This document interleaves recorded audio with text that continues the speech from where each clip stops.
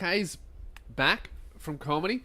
A lot of people have been asking me about what I think about Louis C.K. My overall thoughts are what he did was fucked, and how he came back was stupid. I don't think that he should not have come back, but I think how he came back was stupid.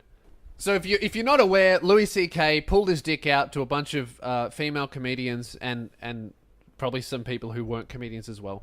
And then he got exposed for it, and then he admitted to all of it. He didn't deny any of it. He said, all of it is true. I'm very sorry. I'm going to have a break to think about it. 8 months later, he did a surprise gig, which is ironic. He did an unannounced surprise spot at the Comedy Cellar, which is like, I think it's like 100 and something, very small, in a basement. So surprise set in a basement, that's fucking ironic as hell. And he did not address anything in his set. He just did like a normal Louis C.K. set. He walked on to a standing ovation, which I think is weird. Not because of what he did, just because I think it's fucking weird to walk on stage to a standing ovation. Here's the thing, like, first, here's how he should have come back, right? This is what he should have waited. This is where he fucked up. He should have waited at least a year, all right? 4 more months, not going to kill you. Should have waited a year. Just because a year sounds like so long. He should have waited a year.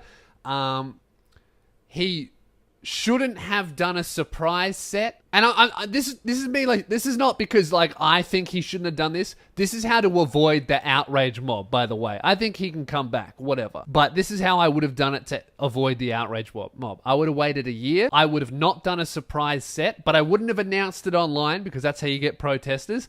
I would have told the comedy club, hey, I'm going to be there in 20 minutes. Tell everyone so that everyone in the audience is aware and people can leave if they really want to. And then I would get on, I'd do fucking 10 minutes, and I would address it. Write a joke, say something serious, whatever. Address it in some way, shape, or form, and make that fucking address so specific that your words couldn't be twisted by getting...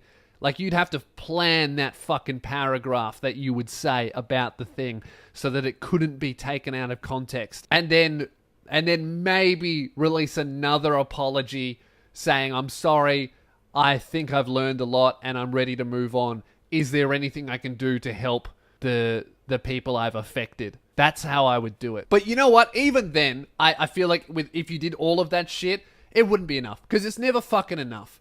That's the thing. I think that what Louis did was horrible, reprehensible, should never ever be done to anyone under any circumstances. But I also think everyone can change. Everyone deserves a second chance. Everyone can do better.